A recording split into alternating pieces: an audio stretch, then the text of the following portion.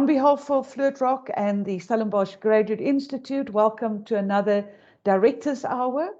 Apologies from Professor Frick Landman. Unfortunately, he was called away last minute to an important engagement, but he also sends you his best wishes, and he felt comfortable to leave you in the hands of myself and the very capable, competent Carolynn as well, which I'm personally looking forward to listening to this afternoon as well. Hi, Carolynn, while you're coming on.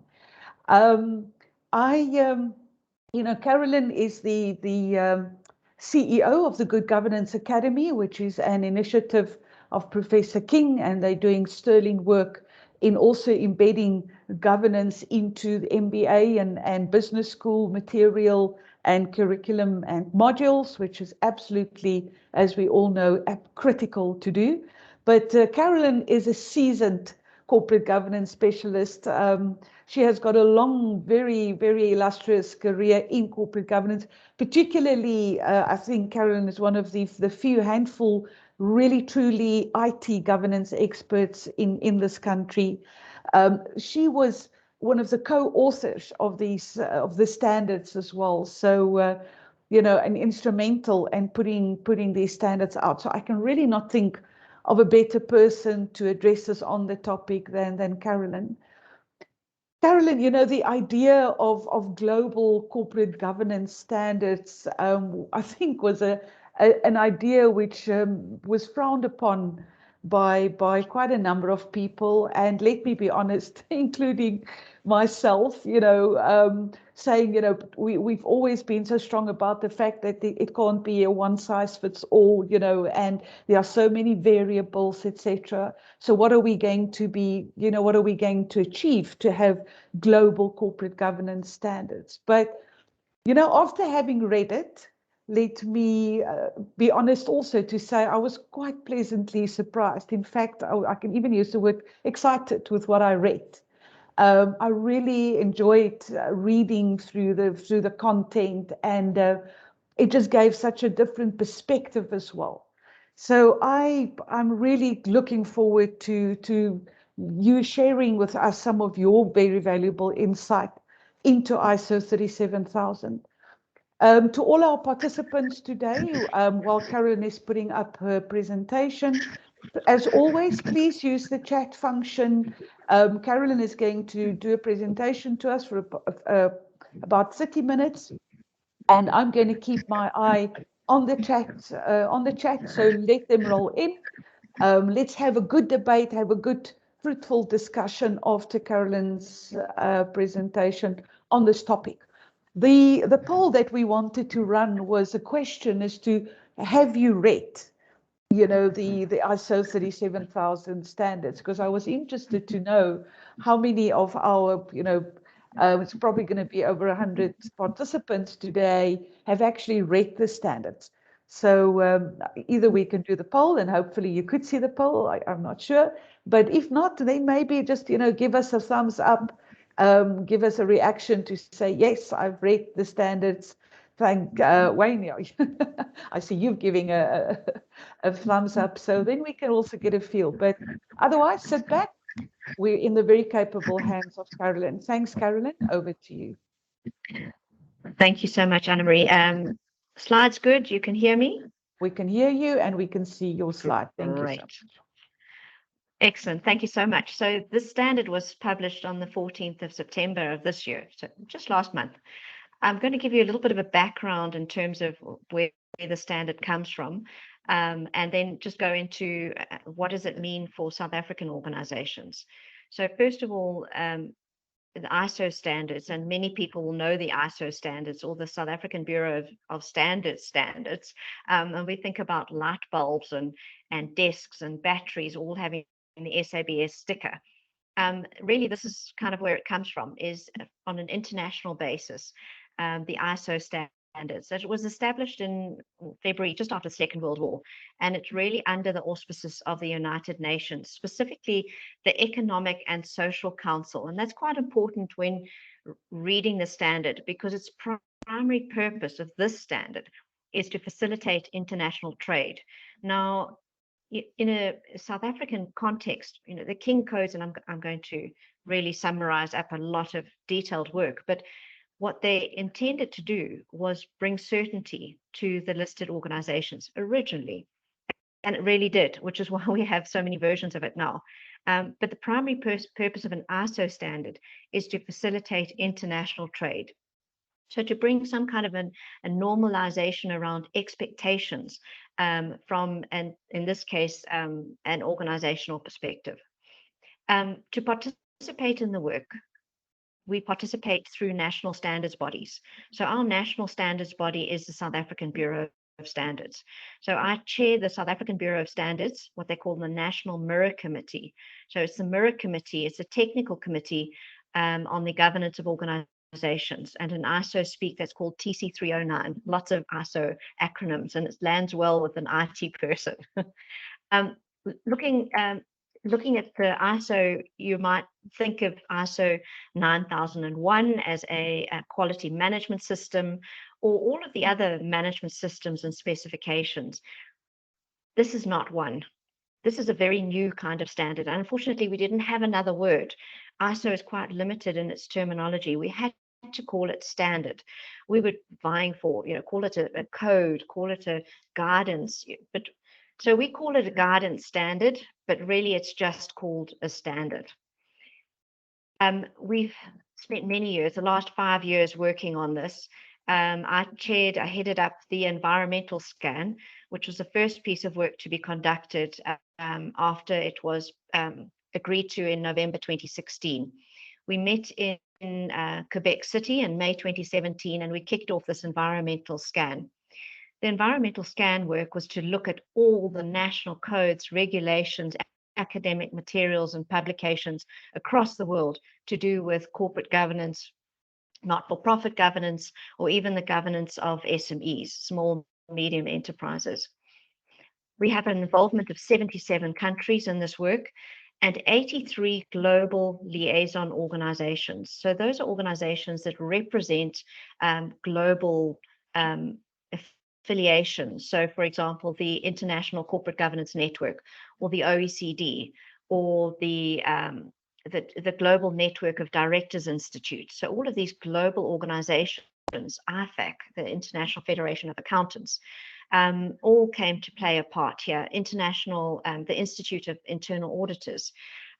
So all of these people came together, and we achieved international consensus with this standard, and it's a very rare occurrence. Apparently, we got 100% approval of all participants in this work of the publication that has been released, and that's very rare to get 100% approval and no disapprovals coming through from all of these participants. So the standard, as I said, was published in September 2021 this year. It is a guidance standard, so it's not a management system standard. It is principled based, so it's not based on practices. It has identified outcomes. So it looks and reads and feels like King 4, the King 4 that we've come to know, and there's no surprise in that.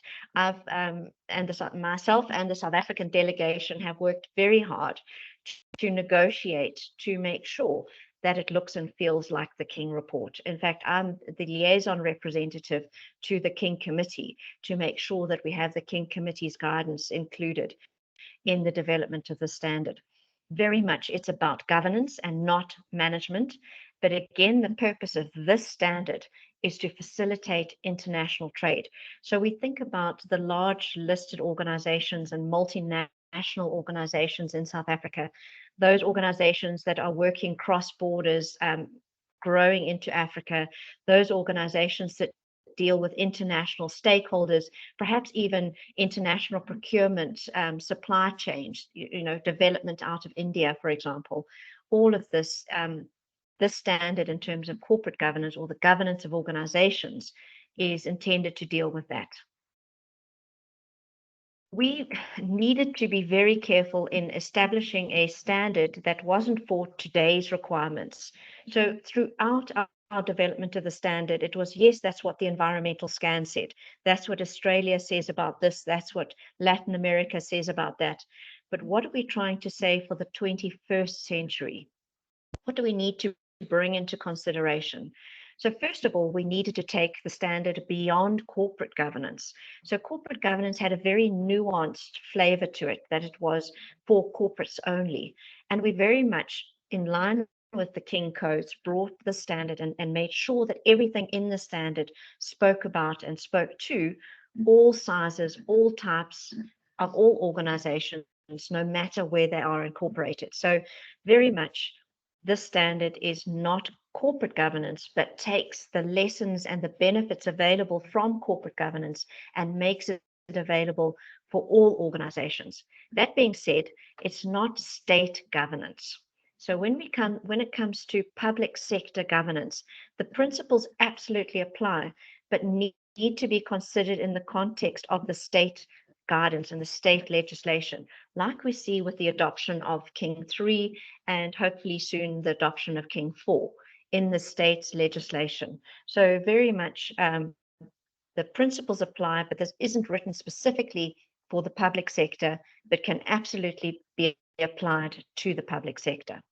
It talks about tangible and intangible assets, and I'll jump on that, and also the environment and the context. So just consideration, and those who have heard Prof. King speak will know about this, the Ocean Tomo report that says that, and this is specifically talking to investors, that more and more increasingly so in the last years, investors are looking for those intangible assets, as opposed to, well, in addition to just looking at the annual financial statements. And very much governance is sitting in that ambit of an intangible asset. So well-governed organizations very much are considered when considering investments. So it's a benefit of good governance. And then, of course, those people who absolutely, governance is very much there. I'm using this diagram from Candor Governance, the double materiality image of governance or the organization's impact on society and the environment, and the impact of society and the environment on the organization. Considering that that environment not necessarily is only the natural environment, but also the economic environment. So we talk about in the standard, we talk about the triple context, we talk about the economic, natural, and social environments or context that the organization operates in. So going back to the standard, just to give you a quick whistle stop, there is an introduction. That introduction is free and available, and we made very sure that the governance model, which I only have bragging rights because my name can't be associated with it.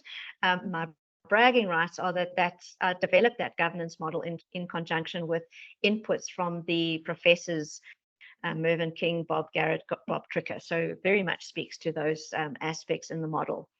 The scope of the standard, very, very clearly defined, all organizations, all types, all sizes. Very importantly, terms and definitions. Now you get that in the free area as well. This is the first time that we have a globally accepted common language for governance. We know that there are the definitions of governance across the world. In King 4, we had ethical and leadership by the governing body for the achievement of governance outcomes. We have, govern, direct, control, all of those kinds of concepts out there in the terms of the Cadbury report. So all these definitions, we've come down to a common agreement now on the definition of what is the governance of organization. And interestingly, please go and have a look at it, but it's a human-based system. And you'll think, well, isn't that obvious? Well, no, it's not, because there was a specific country, and I can't name it, that very much said, well, what about digital directors? Surely it's good to have digital directors or artificial intelligence sitting in the boardroom because they are unbiased, they can look at clearly defined. And so internationally, there was a big debate about that. And they said, no, this governance of an organization is a human-based system. So have a look at the terms and and definitions, common governance language, first time ever, really important, as all of the other standards, management system standards that talk to top management or talk to the governing body needing to set a policy in terms of the various standards. For example, ISO 22301, the business continuity standard, calls for a policy. The risk management standard 31000 calls for leadership from the top management and the governing body. Now, all of those standards are going to have to be reviewed in the context of our final definitions that we have put in this terms and definitions in clause 3. Then 3 very important aspects in the standard: setting governance conditions, so the right conditions in which governance needs to be performed or should be performed. Again, this is guidance, so we use the word should instead of shall, or should instead of must. So governance conditions that really promote effective governance in an organization, or good governance. Then the governance principles, as we've come to know them and love them in King 4, is written exactly the same way as governance principles.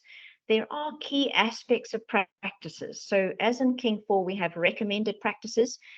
Again, this standard gives us key aspects of practices, but at no stage does this standard say that organizations or governing bodies must take these practices and implement them.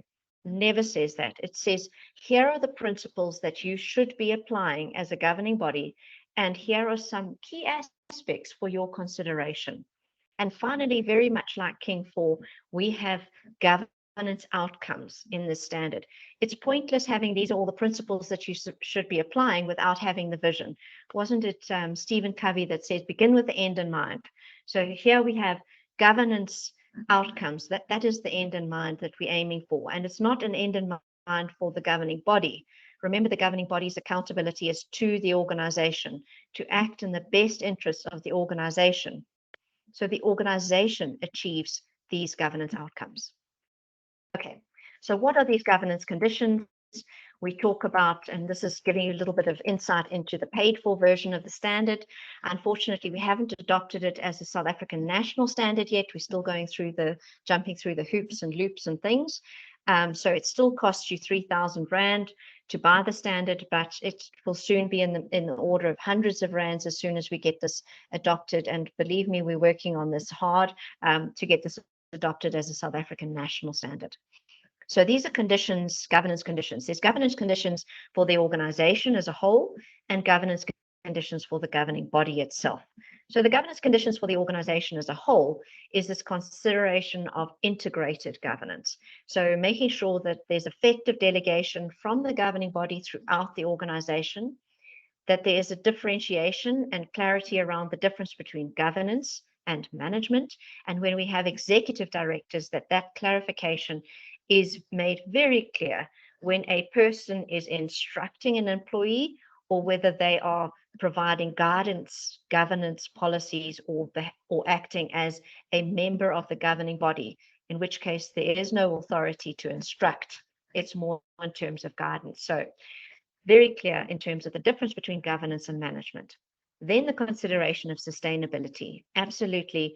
In the 21st century, factors around sustainability and sustainable development are top of mind for everybody.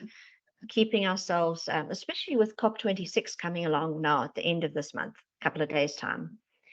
And then just like all the King reports is this real need for stakeholder inclusivity, looking beyond the primacy of the shareholder to be stakeholder inclusive.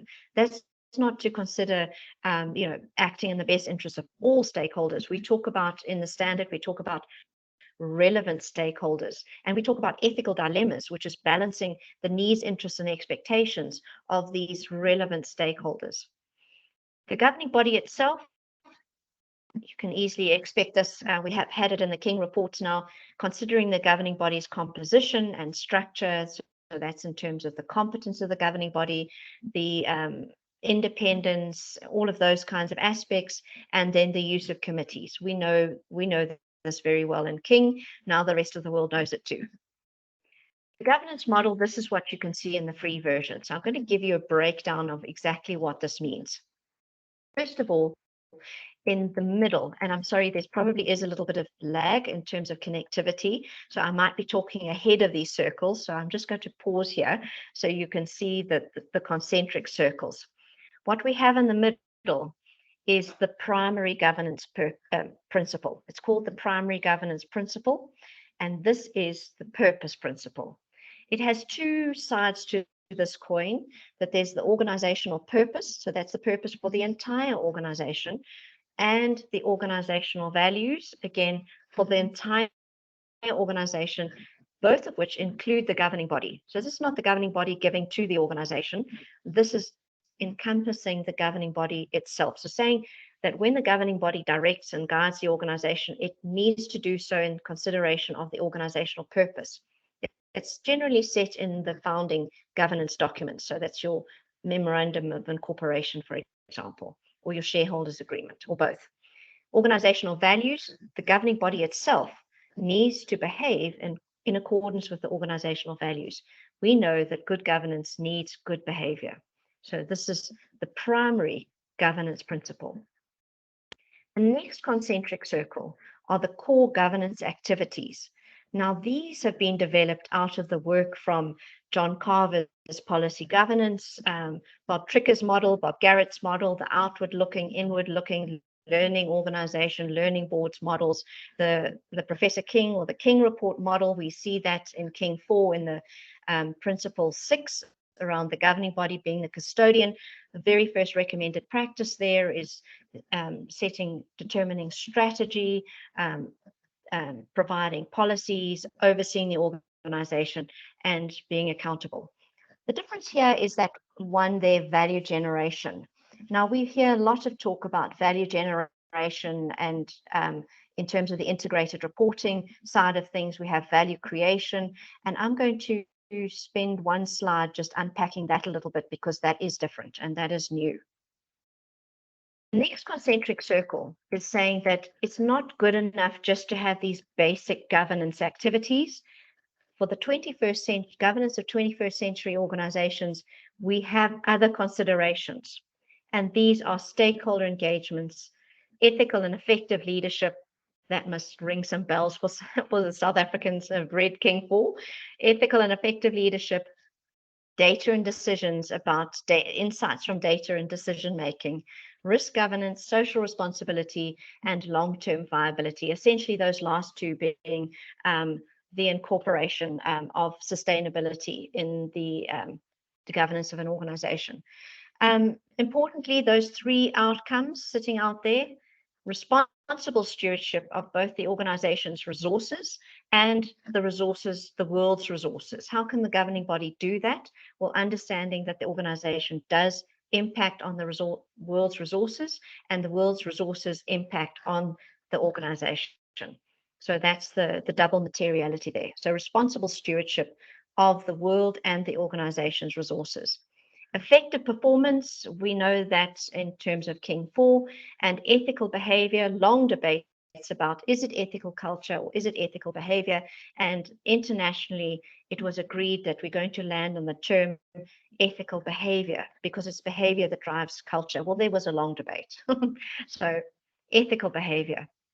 So now I'm going to stop on the value generation model as just a little bit more insight on that. So we in South Africa talk about, in integrated reporting, value creation, preservation, and erosion. So this is the only principle in 37,000 that goes down and gives governing bodies a little more guidance. And this comes out of lots of work that we did with the CGMA, with IFAC, with the IIRC, all of which are members of those 83 liaison organizations, to try and give governing bodies more guidance in terms of their role when it comes to the organization's generation of value. And there are 4 aspects to this.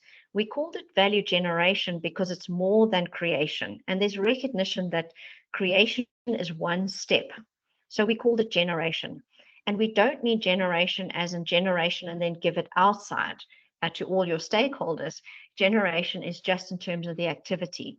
So the governing body's role is in terms of defining what the value generation objectives are, to making sure that there are strategies and plans in place to create that value, to oversee that the organization is delivering that value, and then finally to be held accountable in terms of dealing with ethical dilemmas in giving value out in terms of its promises to the various stakeholders, including dividends to shareholders, as well as retaining value to ensure continued organizational viability and performance over time. So I just wanted to stop on that because that's quite different from King 4. So alignment with King 4. Now I've summarized King 4 on the right-hand side here in terms of the various, our 17 principles. So you'll see that we don't have any ethics principles. So we've got, ethical and effective leadership in 37,000 as being one of the enabling governance principles. But ethics and the organizational values are spoken out about throughout the standards. So we don't have 3 principles on ethical leadership, organizational ethics, and responsible corporate citizenship. They're all incorporated, all 3 are incorporated in one principle, and that's an enabling principle called leadership.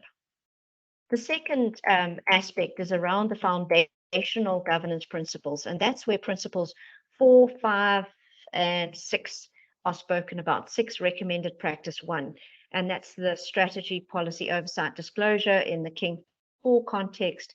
And I gave you that value generation strategy, which includes policy and guiding policies, oversight and accountability being that reporting and being held accountable. So those 3 principles essentially talk to 4, 5, and 6, talk to that, the foundational principles. The governance conditions talk largely to those, what I've called their operations. That's making sure that the governing body evaluations happen. It talks to appointments and delegation.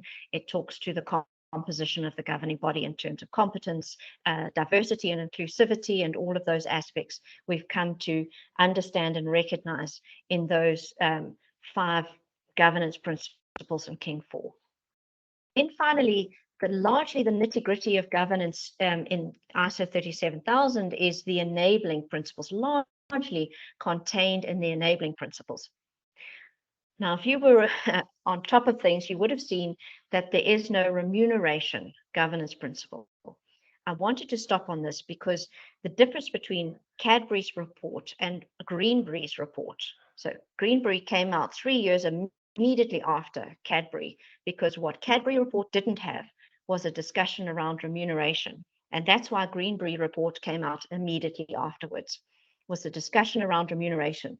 Particularly in South Africa, this is of extreme importance, making sure that our remuneration is done correctly. We've got one of the worst Gini coefficients in the world. We know that.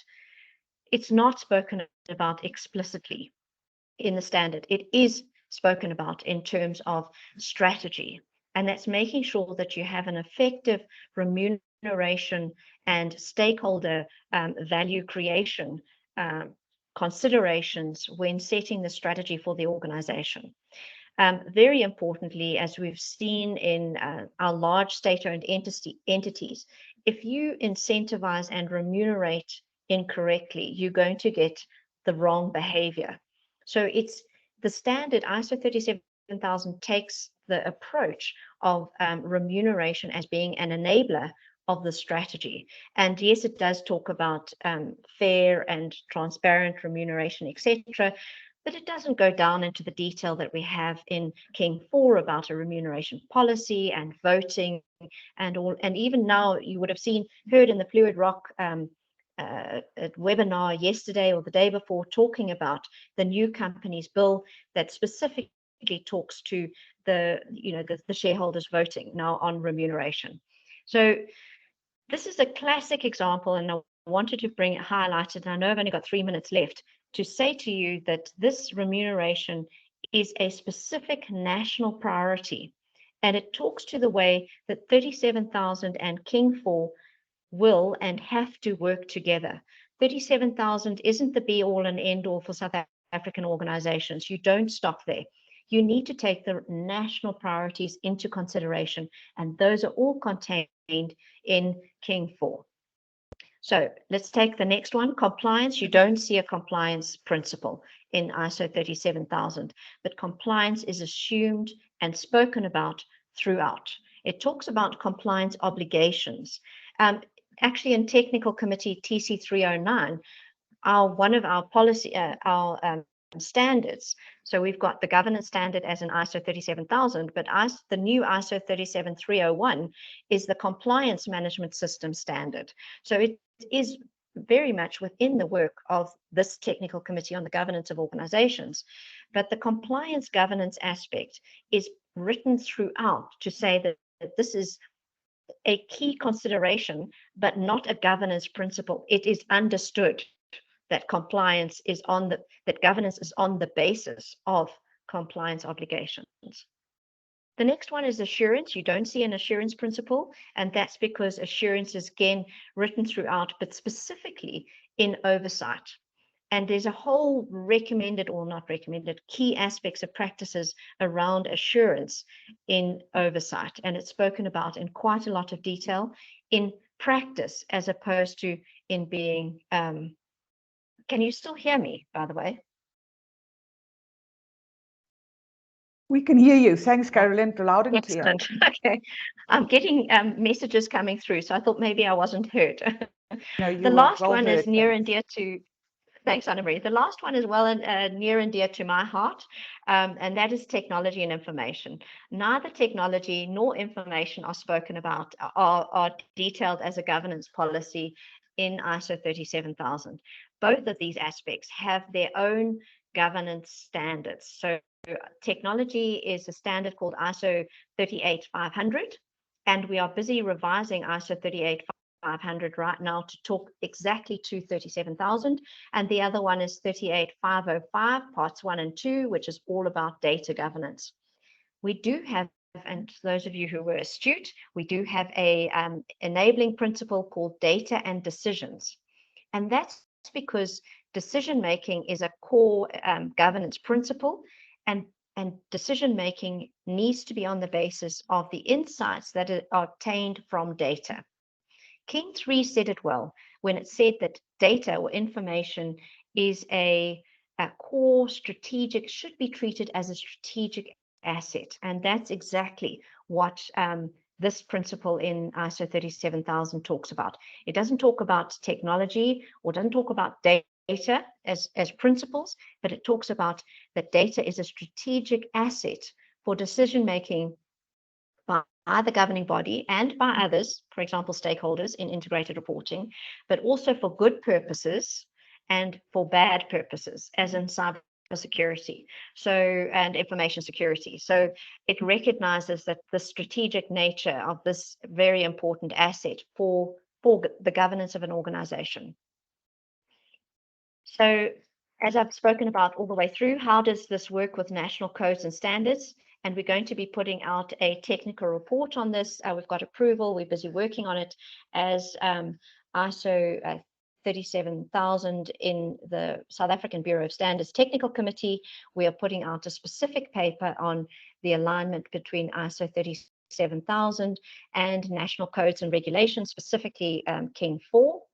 And the concept is that this standard is to act as a conceptual framework, or should act as a conceptual framework within the national codes and laws and regulations are applied. So it's conceptual, it's an overriding guidance standard, and the national codes, again, like national legislation, take precedent. Certification, finally, how do you say that my organization is ISO 37000 compliant? Well, you can't. It's a guidance standard.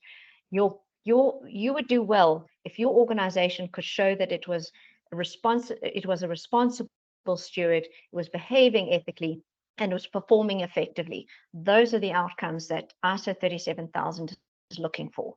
So how do you go about evidencing that you are applying ISO 37000? First of all, we can give you an understanding or certification that you understand the principles principles of ISO 37000. We do that through understanding that it needs to be an international accreditation. So there are various bodies that do international accreditation. So not only South African Qualifications Authority, SAQA, this needs to be internationally accredited because you're getting an international understanding.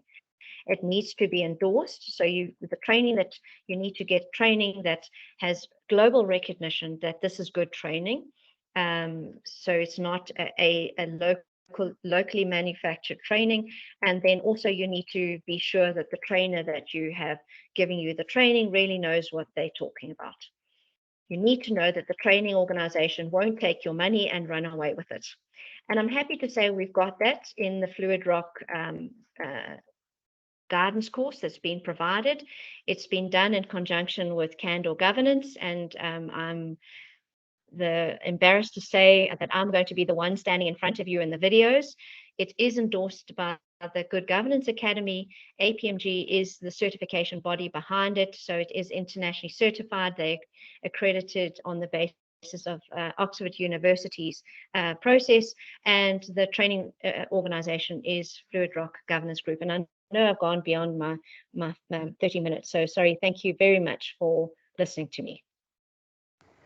Thank you, Carolyn. This was really so insightful. And as I said, I got the same feeling when I read it then, when I was listening to you now. The excitement, I think, because I could so associate with King 4. You know, it just, to me, it was really just, it's so well aligned on the one hand with King 4. It complements King 4, but it also enhances, I think, certain things, which, you know, so I think the two really go like hand in glove. We've had one or two questions. The one question was the point that you made around, you know, it's not written for the public sector, but you did say it can be applied by public sector. And there was a question saying, well, so it's not directed to the state and the institutions, but can the, you know, local government like municipalities, do you think they will be able to apply the standards? So what's your view on that? Absolutely. So the King report, and I'm talking out of turn now because I'm not on the King committee, but we see this sector supplements in King 4, and they talk about municipalities, etc. So they talk to it, but it hasn't. But the King reports don't have political governance in there, and it's quite. I've been a consultant, recently completed my work there at the Western Cape government. So provincial level, and they absolutely they are applying the King reports. It says King 3, I think in the legislation it hasn't been updated to King 4 yet, but they're applying King 4.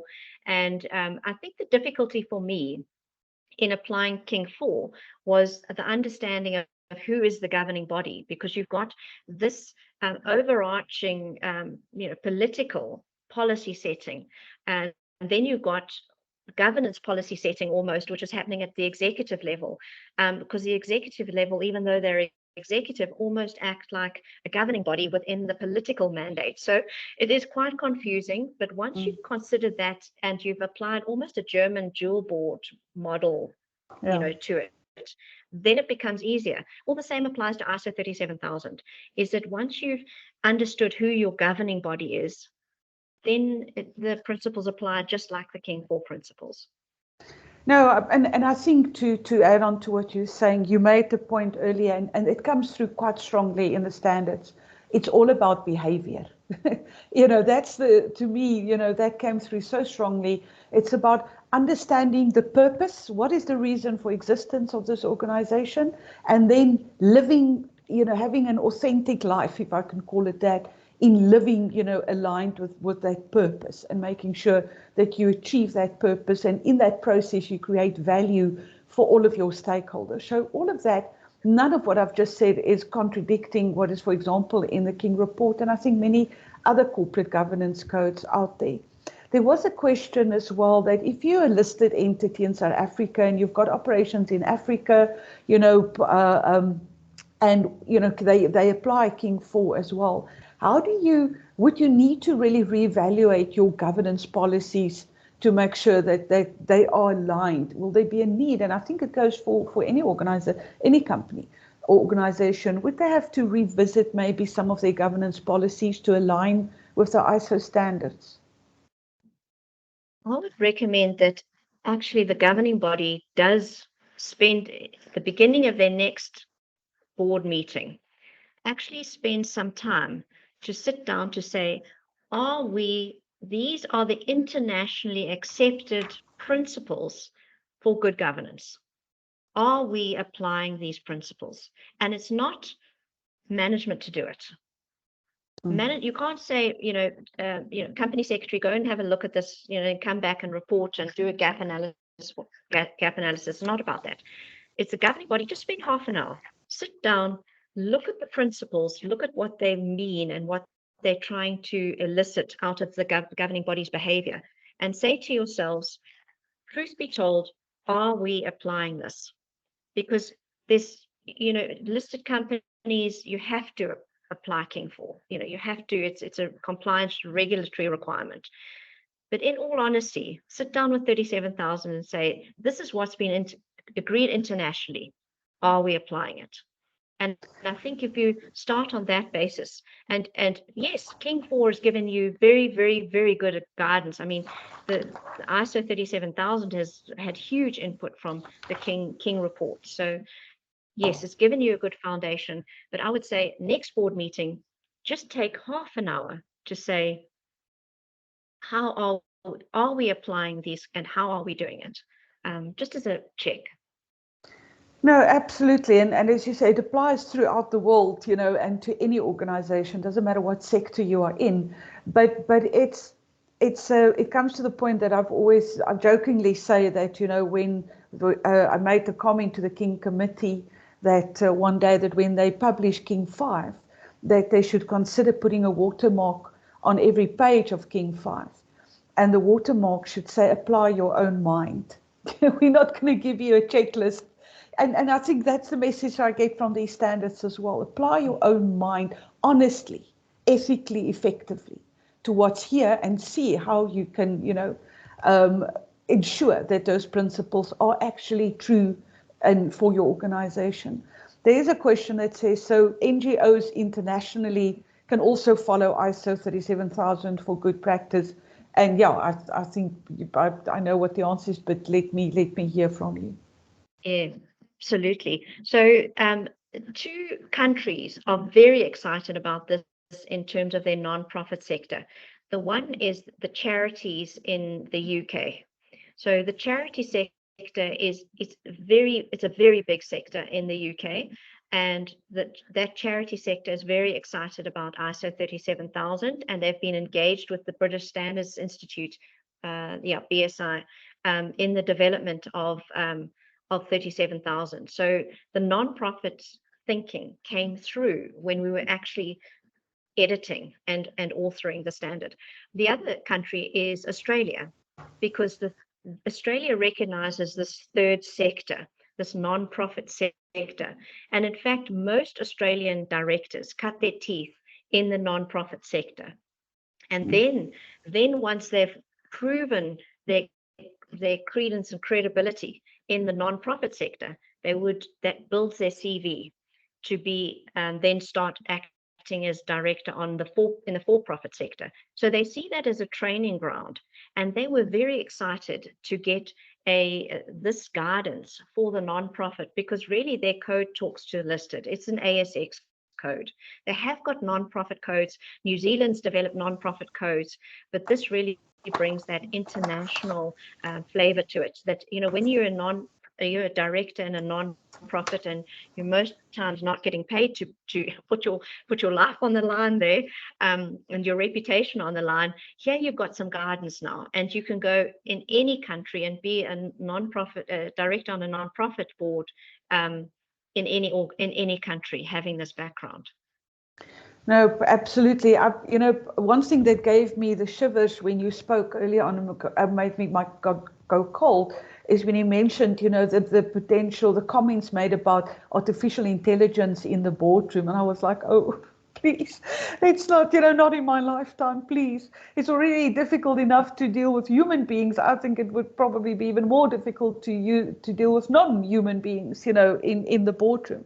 But on the other hand, if we, the human beings, do not step up and pull up our socks and make sure that we do things properly, then, we may one day find ourselves replaced by some kind of robots and machines in the boardroom. But it just goes to the question, again, the point about behavior and about accountability. We need ethical, effective leadership in a boardroom, and I got that message from the standards as well.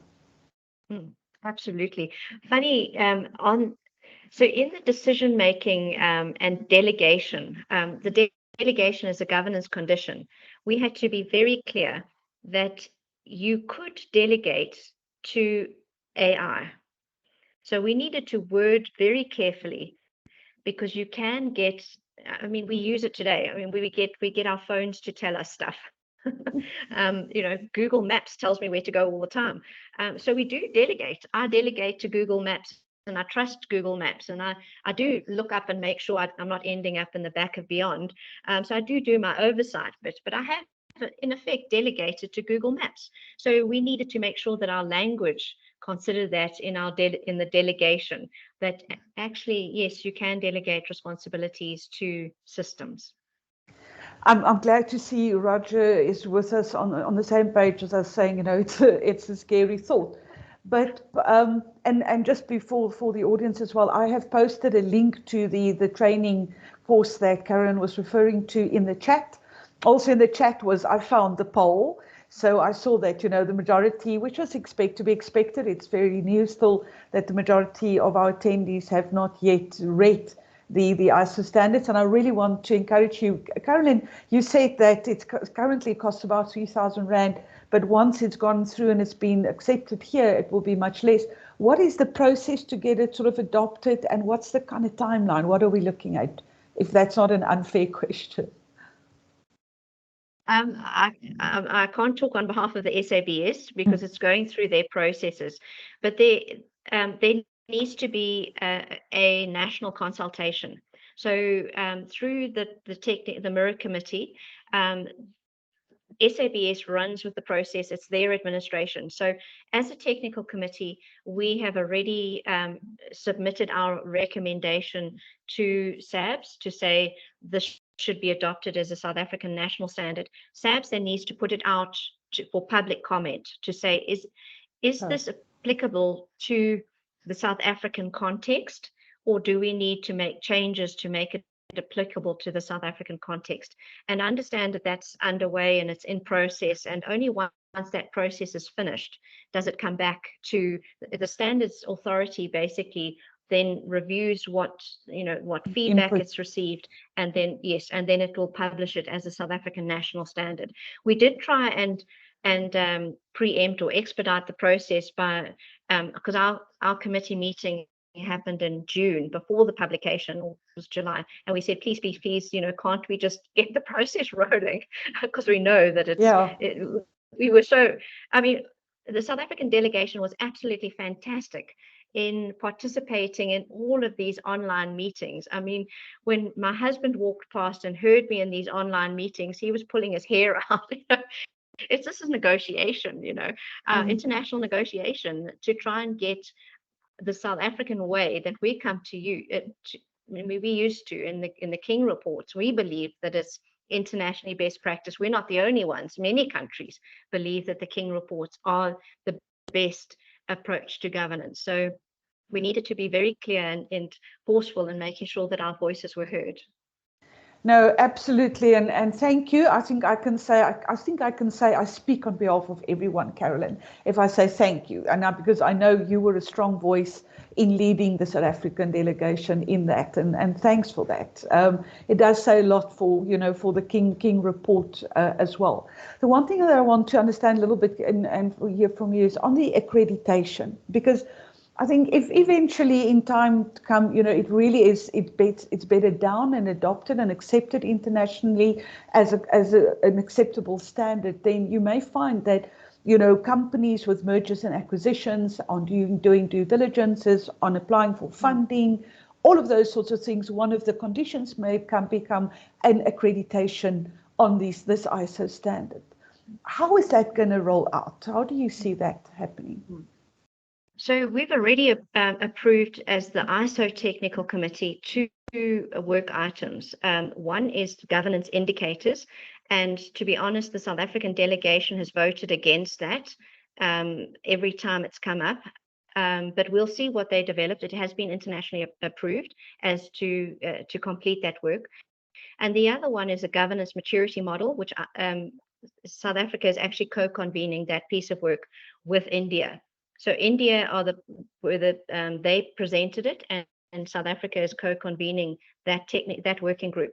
And I'm in the process of writing that the committee draft on a governance maturity model using maturity levels as a means of assessing, understanding that a maturity, and we're talking about the new, and it's publicly available to the levels that we're talking about is 0 to 5, which aligns with most of the ISO standards assessments, but understanding that a level 5 is not what organizations should achieve, but the level that's most appropriate for the organization, and justifying why level 3 is actually most appropriate for the organization and not a level 5.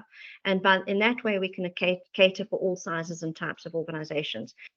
But the other thing is if your board members can demonstrate certification on ISO 37000, then surely they know what's required. They've done the training, they know, and this is not in competition with being a director training. This is not about how to be a good director. This is about understanding how to apply governance principles, or the governance principles that should be applied. It's just one very small aspect of being a director. It's the more tangible aspect of directorship. So it's not being a director. This is something else, something different. It's evidencing that you understand the principles, and you can, you've got enough knowledge, and certifying that you've got this understanding. Now, I think that's a very important point to make as well. It's a part of the bigger makeup. I found it quite interesting to see in the standards as well, the more sort of better guidance, I think, on, for example, the board's responsibility to ensure that they have the necessary competence, in the board as well, and that they, again, something that they need to visibly apply their mind to and report on how they've applied their mind to it. There's a comment made in the chat about it's a pity about our ongoing corporate governance lapses in South Africa, both in private and public sector. And I absolutely share that frustration and with sadness. And, I'm not still sure how we can do this, but there needs to be a much stronger voice from especially civil society. I think we also often stand on the sideline and criticize and judge and point fingers, but I think it's time for business and government and civil society to come together and really say, enough is enough, and how can we turn things around? Because I think it can be done. It's not everything lost. I think it can be done, and I think the ISO standards can definitely assist us with that as well. Carolynn, yes. And I really, again, I want to say, if I think of how many countries have been involved, this has been a mammoth task, and I can understand why you're so passionate about it, and this is absolutely your baby. So again, congratulations from my side on that as well. It's an interesting sort of time now, because we've got the company's amendment bill on the table. Yesterday at the Fluid Rock webinar on the company's amendment bill, we went through the proposed changes, and I mentioned, that if you look at the company's amendment bill, they mention in the sort of the background, in the forward to the bill, that there are two important other matters that is going to come on the table fairly soon in South Africa as part of a kind of what was referred to as an expedited second review of the Companies Act. One of it is worker representation on company boards, And the second one, which really got me a little bit, got the wind out of my sails, was it said the extension of directors' duties in favor of a multiplicity of stakeholders. Now, if we sort of end off with this concept, I think very important to always remember, and hopefully we can have proper engagement with government and the drafters of the second Companies Amendment Bill, whenever that is, to understand that the governing bodies are first and foremost accountable to the organization. By all means, in that they need to take cognizance of the legitimate interests and rights of their stakeholders, but they cannot have duties to every Tom, Dick and Harry. It will make it completely impossible for them to do a job. I can talk to that. So first of all, the insights, maybe just about the training. So the training program is first to market, and there were 5 of us that were co-editors of the standard. So basically we wrote the standard. And the difference between this training and other training, if there is any other training, I'm not sure if there's going to be, is that none of the other co-editors are actually participating in these training programs. So this training program will give you insights into the background, which is so important because we don't just learn on the theory, we learn on stories. Yes. And so this is the stories behind it. So I'm hoping that in the training I've given some of those stories, but to this point, the story behind this, and we've had these discussions about worker representation. And of course, we had all the international experts together, and we were, in those days pre-pandemic, we were sitting, you had dinner together, you had lunch together, you drink together. So we had to talk about these things. We had consumer bodies that were expert representatives of consumer bodies in these meetings arguing for consumer representation.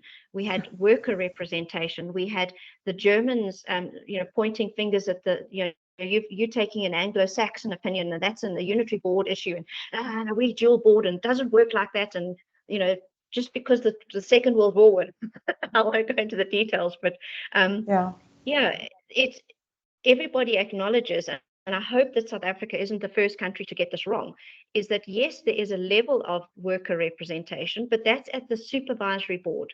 We have a unitary board structure, which means that we've got that representation in the form of our executive directors. So if our executive directors are not representing the labor force, who is, what we've also got in South Africa specifically is we've got social ethics committees that are mandated to look after our stakeholders. So change the regulations around our social ethics committees and bolster our social ethics committees. That's internationally what they've been talking about. What we're going. Carolyn, unfortunately, we've run out of time. Just for the participants in the chat, the training Carolyn is talking about will be launched, I think, on Monday. I think it's so early November. I've put the link in the chat for you. Carolyn, again, thank you so much for taking time out. I know you had to step out of a board meeting to do this, so really, really appreciate your commitment to share with us your insight. Looking forward to working with you in the next couple of months and, God willing, years on rolling this out to the benefit of South Africa Incorporated. Thank you to everybody that has joined us again.